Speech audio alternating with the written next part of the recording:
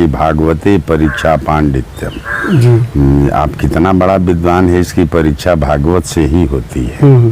और लोग भागवत को सामान्य खेल बना करके और इसका दुरुपयोग कर रहे हैं। जोगी बाबा की खासियत है, जोगी बाबा जो है सो दूध का दूध और पानी का पानी जरूर दिखाएंगे, इसमें कोई दिक्कत नहीं है। नमस्कार साथियों, अभी हमारे साथ भागवत कथा के प्रकांड विद्वान श्री चंद्रभान द्विवेदी उर्फ केन साहब, हम उनके पास आज उनके दर्शन के लिए आए हुए थे।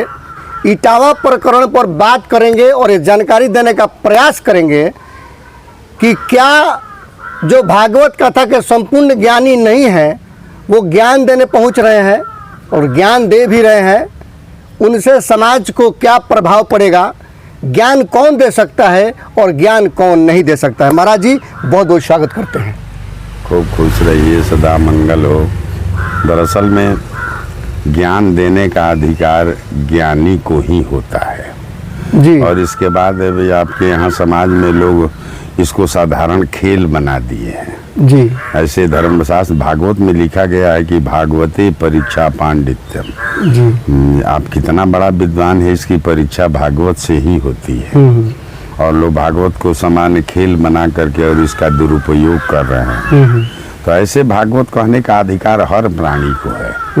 और आपका जो यह सिर है यह ब्रह्म है, आपका हाथ जो है सो क्षत्रिय है, पीठ आपका वैश्य है और पैर आपका शूद्र है। इसलिए चारों वर्ण ये आपके शरीर में ही पाया जाता है। तो इसलिए जो लोग ज्ञानी होते हैं, जो संतों की सेवा करते हैं, विद्वानों के सानिध्य में रहते हैं, वे लोग भागवत की कथा करते हैं, करना चाहिए। मैं इसका कभी कदापि विरोध नहीं करता, मुझे हर प्राणियों से प्रेम है और भगवान की कथा करने का सबको अधिकार है। लेकिन जो उन लोगों का व्यवहार, चाहे बात वगैरह सुन रहे हैं, यह बहुत गलत काम है। लोग धर्मशास्त्र के आड़ में बहुत गलत काम कर रहे हैं, तो यह जो है सो नहीं होना चाहिए। और ऐसे लोगों का प्रभाव जो है सो समाज में अच्छा नहीं होता। ये लोग अच्छा काम नहीं कर रहे हैं जी।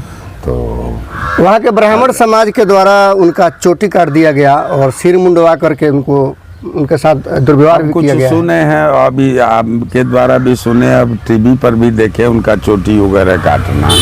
लेकिन अब वहाँ से तो जो वार्ता आ रही है कि वह महिलाओं के साथ उन लोगों का व्यवहार जो सासो अभद्र रूप से था, जिसके वजह से लोग वहाँ क्रोधित होकर के ऐसा काम किए हैं। अब चाहे अब नाना प्रकार का सब रिपोर्ट वगैरह आ रहा है, इसको लोग राजनीति का भी मंच बनाने जा रहे हैं। अखिलेश यादव ने इन कथावाचकों को बुला करके कथा का गाना भी सुना जी, यानी भागवत कथा का जो एक संगीत था वो सुना। उस संगीत में मुलायम सिंह यादव का नाम लेकर वो कथावाचक गाना गा रहे हैं और उनको वो सम्मानित भी किए।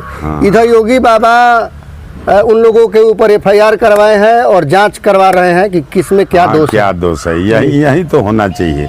जोगी बाबा की खासियत है, जोगी बाबा जो है सो दूध का दूध और पानी का पानी जरूर दिखाएंगे, इसमें कोई दिक्कत नहीं है। और हम लोग का धर्म इतना ना सस्ता हो गया है कि जिसको जैसा जो मन करता है वो लोग कर रहे हैं, ठीक है ना।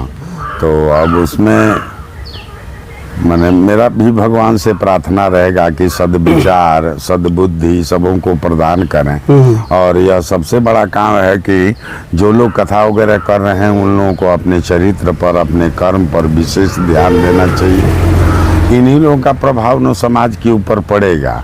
तब जो ऐसा व्यवहार जो लोग कर रहे हैं, या भागवत का उपहास उड़ा रहे हैं लोग, भागवत पढ़ने वाला, भागवत कहने वाला, भागवत सुनने वाला भागवत का ही स्वरूप हो जाता है। बिल्कुल जी। जहाँ भक्ति, ज्ञान, वैराग और तपस्या, इन चारों का जहाँ समागम होता है, उसी का नाम भागवत है। ऐसे तो गीता प्रेस से जो भागवत की टीका हुई है उसमें उन्होंने पहले ही लिखा है कि भागवत भगवान का स्वरूप है। ये सब लोग भगवान से खिलवाड़ कर रहे हैं।